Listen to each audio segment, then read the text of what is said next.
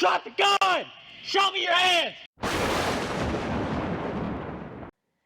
I find what's happening to police officers in America disgusting. And every time I hear a story about a cop being injured or killed, I get the same thoughts I have when a criminal is released without bond and goes out and murders someone. And that's that more than just the bad guy who committed the heinous act should be punished. From the DAs fighting to keep criminals on the streets, to the judges who coddle criminals, and to the politicians who make police officers out to be the bad guys, and the criminals the victims. They all hold some responsibility when their words and actions, or lack thereof, lead to tragic events. And just when you think things were already bad enough, you come across a story like this one of Noe Orlando Mendoza, a career criminal with a rap sheet spanning over several states.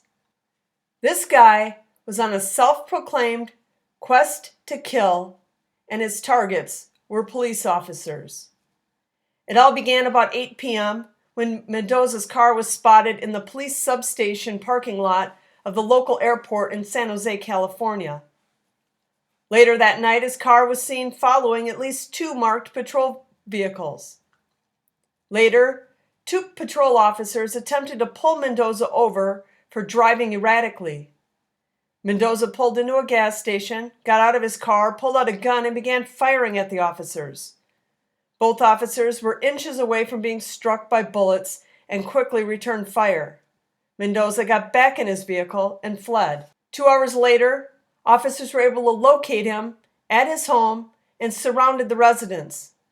Mendoza attempted to flee through the backyard, and as officers closed in on him, he opened fire again on police, striking and injuring 1 officer. Mendoza then jumped onto the fence, looked at 2 officers, opened fire again, and fled.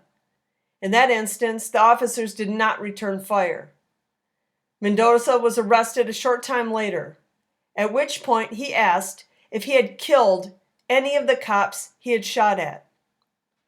The officer that was injured was struck twice in the body, 1 to his hip and 1 to his vest. Mendoza's rap sheet included more than a dozen charges related to illegal weapons and drugs. And this is California, so I wouldn't be surprised if we find out in a few weeks that he was in the country illegally. The injured cop, in this instance, is recovering. But this story had a good ending. Next time it might not. And there unfortunately will be a next time. Because too many people at the top of the food chain have a sick desire to keep things this way. So we'll keep losing good cops from the force, and they'll be replaced with bad cops or just warm bodies, and the cycle will continue.